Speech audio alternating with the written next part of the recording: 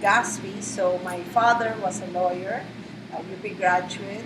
My grandfather, the father of my mother, was with the patents law under the Poblador Nazareno Law Office, and was the original what you call this handler of patents here in the Philippines, and he was acknowledged as a master in the patent law. In the Rosales side, my husband's grandfather was a first fiscal of Batangas, and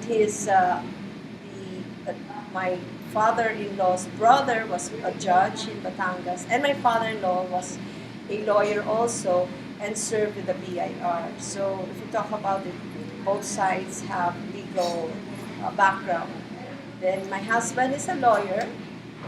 He was also executive judge of Batangas. I'm a practicing lawyer, but then that was held back. Now I'm a barangay captain. Now, with my kids, how do you put it? If you talk about the family, you have to have the right atmosphere in bringing up the kids and what careers they will take. I always took the stand is whatever career they want to make them happy, or then make them masungit or ano, I'm fine with it because I wanted to be an architect. My father didn't like, so I had to be the obedient one and become a lawyer. I wanted to be a doctor, but then it would change. But then my father said no, become the lawyer. With my two kids, I allowed them the freedom of speech and information. Actually, they both were trying to convince us to become Well, they wanted him to become an engineer, and then me a CPA. Actually, Lala was supposed to be the doctor to take the place of my sister, but she can't stand blood. So my sister was convincing my son, and he doesn't like blood too. So that got canceled. And when my husband, unfortunately, was killed, I thought it ended. I didn't want a law career for both of them.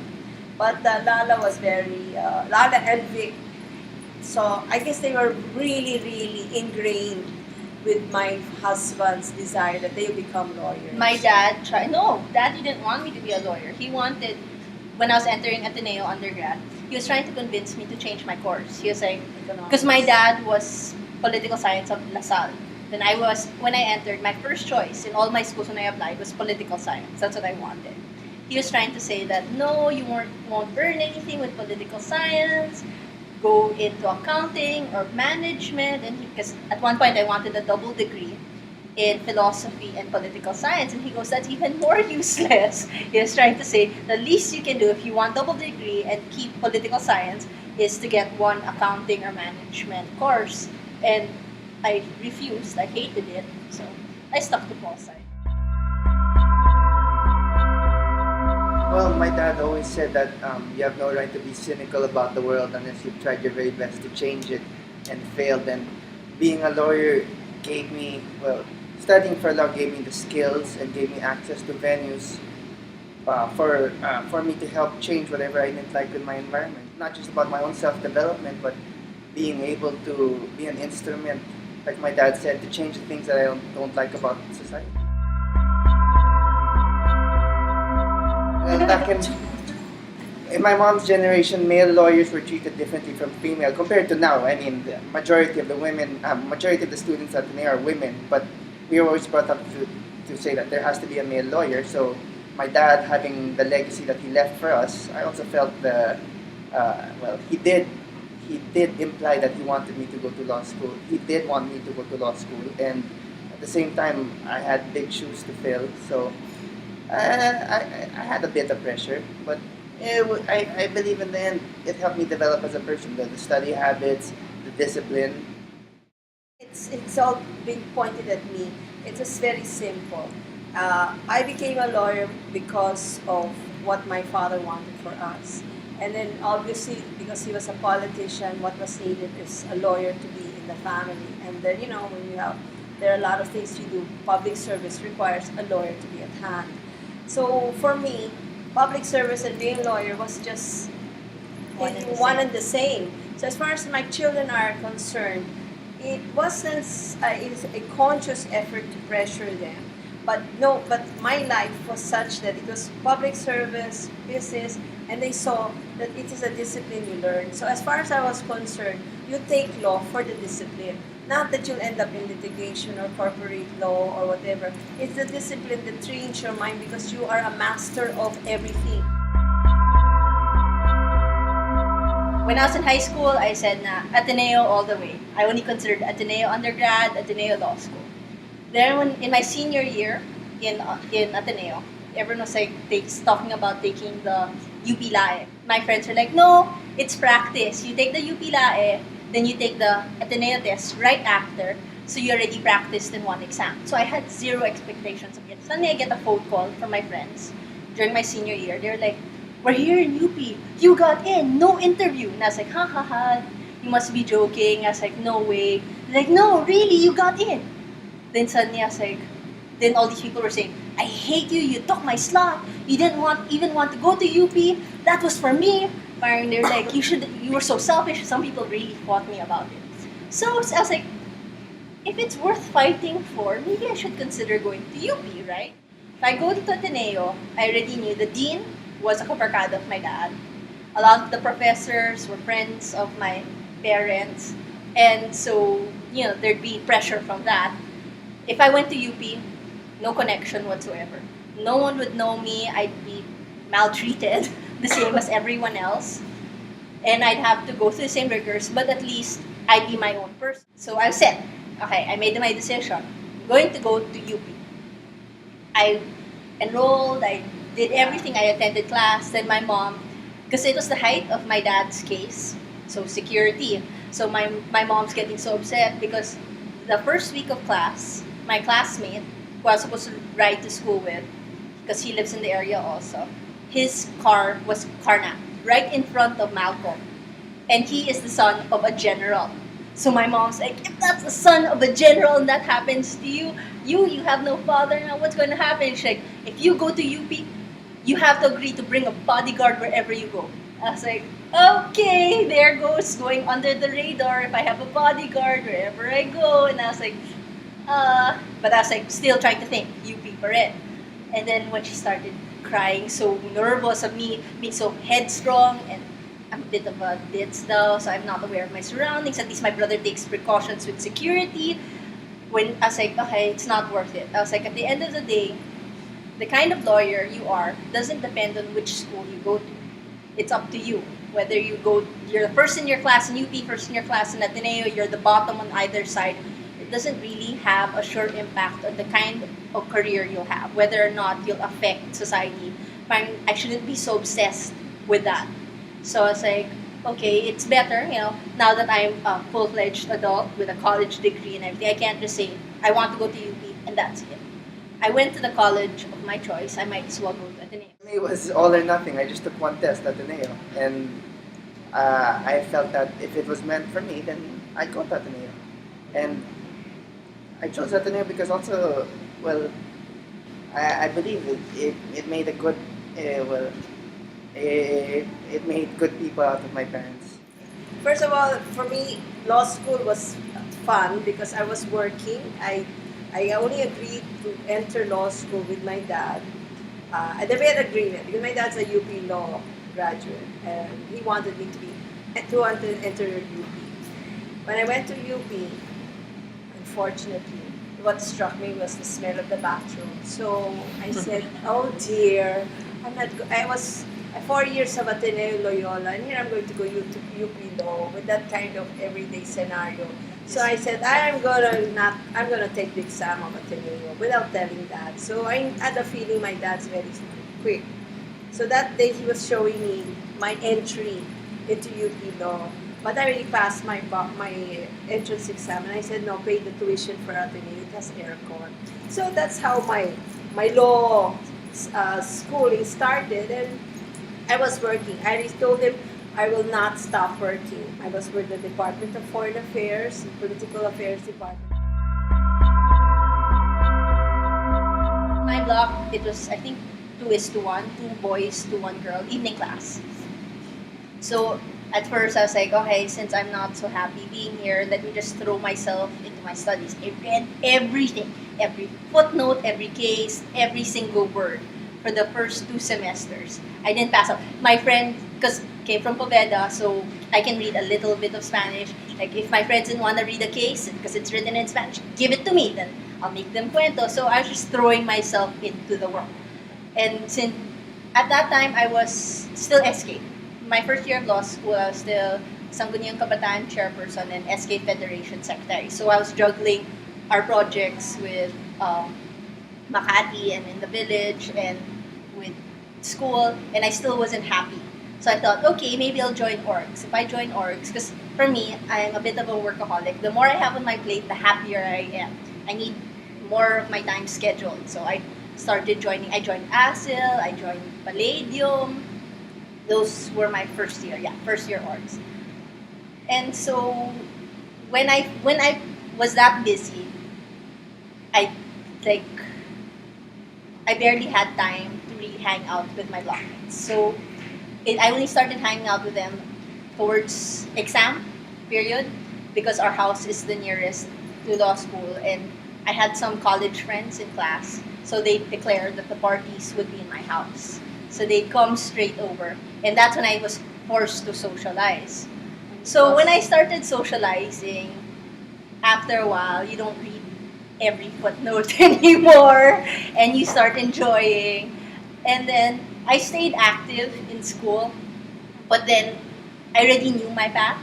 I didn't feel like I had to be the top by any sense in any place. I just followed followed my passions. I went for my bliss. So I tried out for the law journal my second year, and then that in the law journal I found people with the same priorities as me. These people had passions that were outside the academe. They didn't feel that they had to be number one to change the country. They felt that they should really think about the law and not just memorize it. They believed that they should criticize what's happening and not just be parrots. They weren't impressed by those people who can recite Article 1 and all the sections off the top of their hat. They didn't think that, oh, that's the best kind of lawyer, the ones that can impress everyone with these parlor tricks. They're the ones that thought, because they were 2 years older than me, they're like, no, you'll survive even if that's the path that's the kind of lawyer you want to be. Well, it was hard because I'm a video gamer. I like to hang out, and then as soon as I hit law school, my first year, first sem, practically made up for all of my partying in college and high school put together. So it was really difficult. I was reading. They tell me I'd have to read 8 to 10 hours, and for me, reading something I didn't like was not worth it, especially for more than 2 hours. But then I had to sit myself down and just tell myself, no, try it out, work at it. Sometimes you read such long cases. I wasn't reading any digests because I was told don't read any. So I just read every case in full, stayed up really late. It was hard because people knew my parents. A lot of my professors were either classmates of my mom or dad or both. And I had a professor compare me to my dad, and ask me, would you be able to be as good as your dad was? So it was a pressure in that sense because I had to change my lifestyle. My girlfriend till now she was my girlfriend even before I entered law school. It's a bit different when you're the guy and you can't just tell the girl wait for me. After class, I had to tell her, no, I'm studying right now. Our hours change. You become, especially if you're in night class. But after a while, I started seeing, once you get to the more practical subjects, once you get to the interesting subjects, you realize, wow, I mean, I can do so much with what they're teaching. And after a while, I said, wait, let's hold on a bit, just keep reading, and let's see where it goes. My priorities was work. I enjoyed it. So when I go to law school, I would see everybody nervous because it's recitation and everything like that. But then, thank God for the fact that my brothers are all fratmen. So when I arrived, they said there's going to be a test. So they'll pull me aside and said, these are the notes. Or you have 30 minutes to memorize. I had to learn how to memorize quick. Are you promoting fats? And I didn't care if I got a 5 or a 1. It didn't matter, except for one professor who really taught me a lesson, because that professor had one rule of law. The law is the professor. So he wanted to make me cry because everybody cried. So I'm the only girl that didn't cry yet. So I said big deal. So he gave me 0, 0, 0 for the course, and I wouldn't bother. One time I had an allergy, and so I left the room. I had a bokya, so what? Tapos na. So I went out of the room, and I started sneezing. So then I went back to the room. So I told everybody in the faculty, "Ay, that Nena Legaspi cried na." So after that, I was no longer the favorite. So he was calling me every day, every day. I memorized ko na. I know his style. Oh, I never made bokya. I said, ganyan pala, ego. So then you learn that, for the first 4 years, you learn how to handle all the egos and everything of the men. If they want to be the ones who say, you have to stay in the middle because I don't know, you call your legs. Fine, makes you happy, stand up. Legaspi. I was called Miss Legs. Big deal. Answer the question. So actually, law school was like, fine. I learned how to memorize it. 10 minutes flat, yung mga ganyan. My husband taught me how to memorize. So that was the importance why he became my boyfriend. No, no. And then when they were teasing me that I'm only a face, I had to show that I can pass. Honors naman ako even in Loyola. Hello. Loves teasing me about it. And then I told my dad, oh, I finished law school. Diba, usapan, finished law school. Bar is another thing. So, No, it wasn't for me. I like the law journal. Those were my sort of people, and I found myself in the law journal. For me, my dad always just said, be good to everyone and they'll remember you later on. When you're in law school naman, you're already graduates of an undergrad. I just felt that maybe with respect to all the frat men, I already had all the family that I needed. I had my support group at home. I already had my girlfriend, so I didn't really feel the need to find it. Dad was a frat man, but he believed that in the end, eventually, the best way to honor your frat is by doing what is right there. He'd had people from other frats go up to his court and he'd tell them it doesn't matter. He felt that he brought more honor to his frat by saying, okay, I'm a frat man, but we're all adults now and we're not working anymore just for our purpose but for a greater good. After I passed the bar, I realized that I was going to just use my legal knowledge and apply it to my business. I mean, in essence, there's no escaping it because every aspect of business, every time you do anything in the country, you have to, one way or another, deal with government. And government, the best way to protect yourself is to know the boundaries of the law. So, a legal officer at a publicly listed company. So, I guess one way or another, I guess destiny or fate has a way of bringing our family towards the legal profession. People take it lightly, but when you become a lawyer, you get some confidence knowing that I can do this, I can't do that. And I feel you can't really say that when you're a lawyer you don't practice because to become a lawyer you have to get that OC-ness to know what you have to know. So you still apply it no matter what you do, regardless of whether you're in the traditional practice or the Cayetano versus Monsod practice.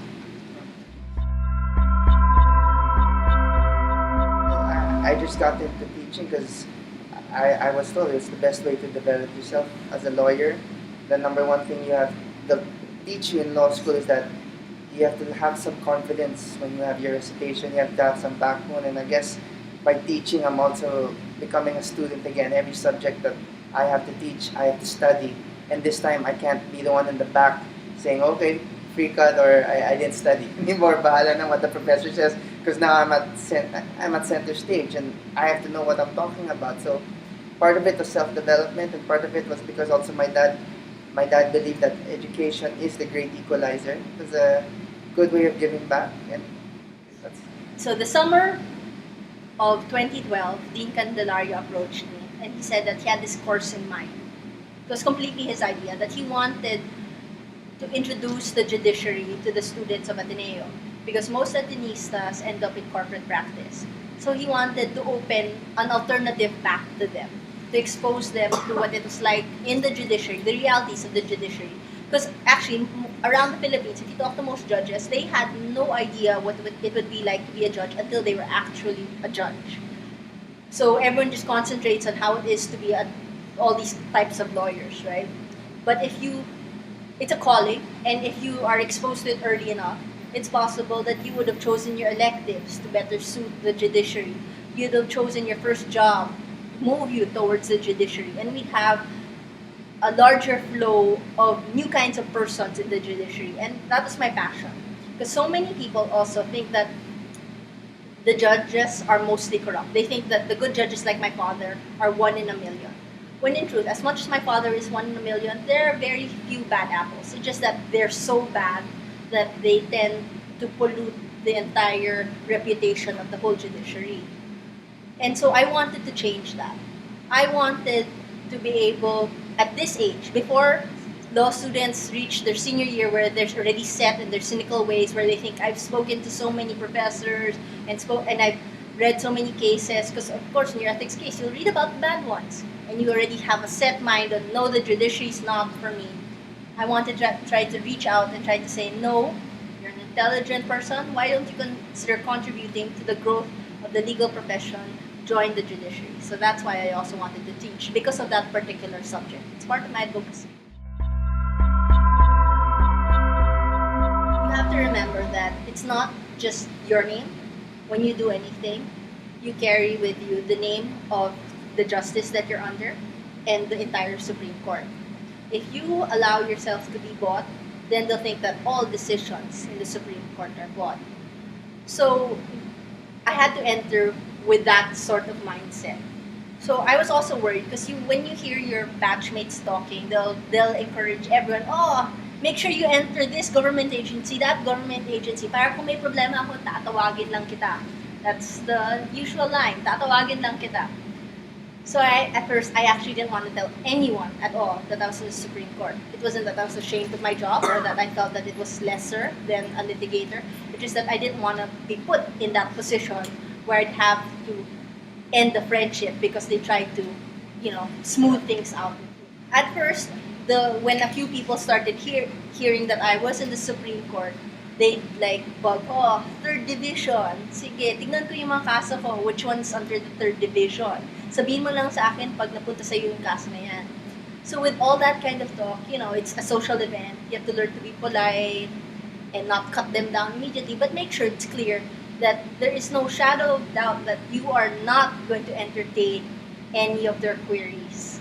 You have to make it clear. Because if you're trying to be too polite, if I try to be too polite, they might think, oh, there's room. We just have to visit her.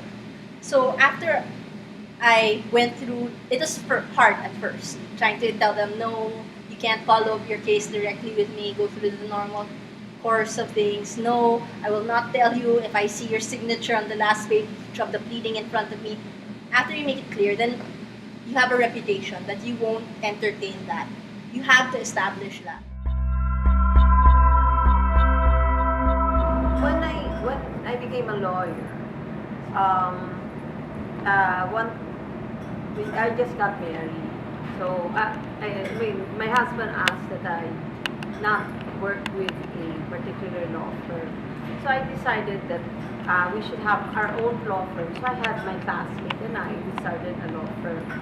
But then the practice of law and marriage is difficult to balance, especially when the children started coming in. So the law firm was like, when needed, it's there, and the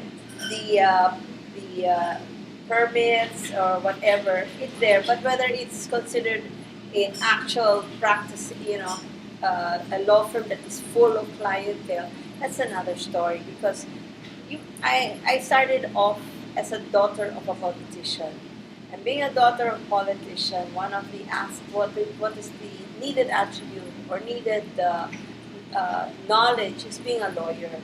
So my whole concept of being a lawyer is being a public servant. So the idea of having a law firm, even when my daddy was a congressman, was just a need because it's part of public service.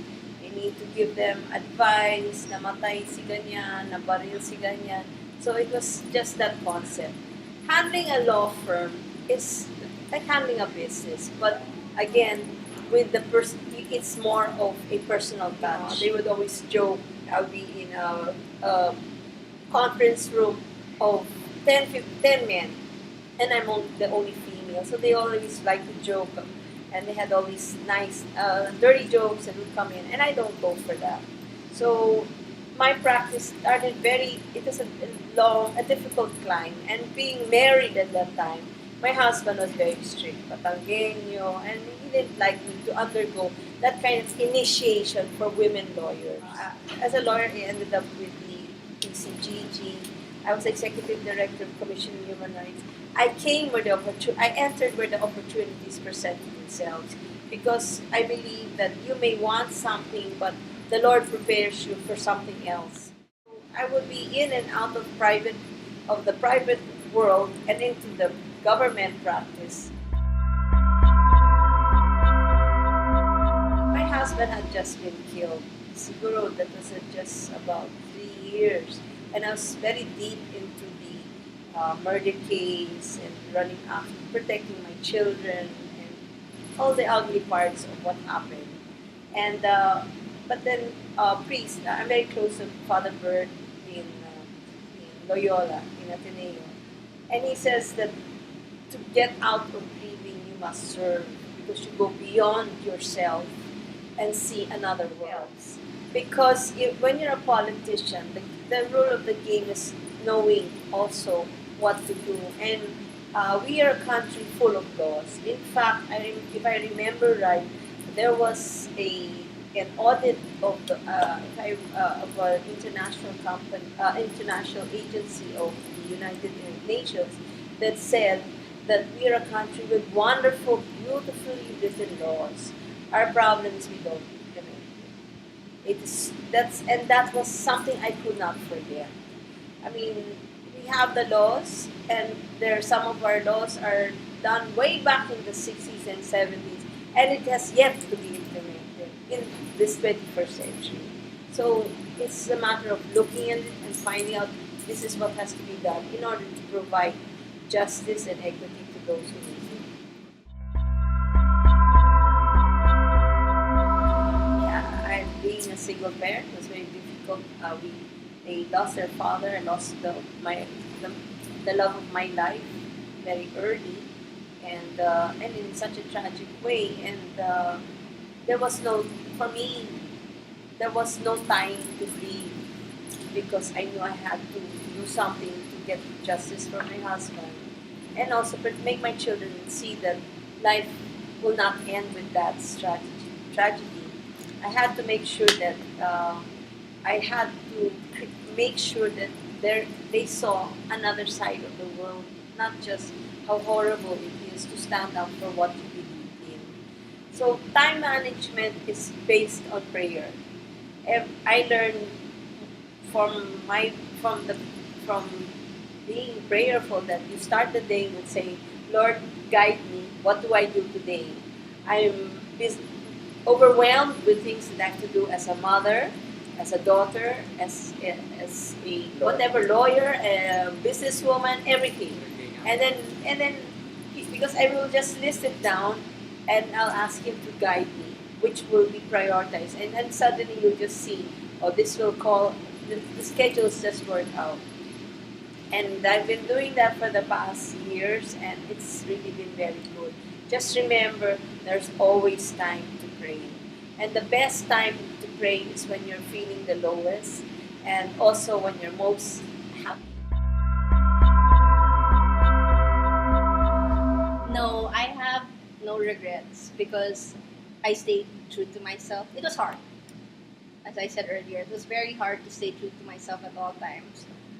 But having gone through it, the difficulties, you see your character. When you're that, you know how in the military, when you go through boot camp, they wear you down physically so how you really are comes out. Even though law school is mostly a mental exercise, with the hours that you have to put in, your body wears down and your true character is tested.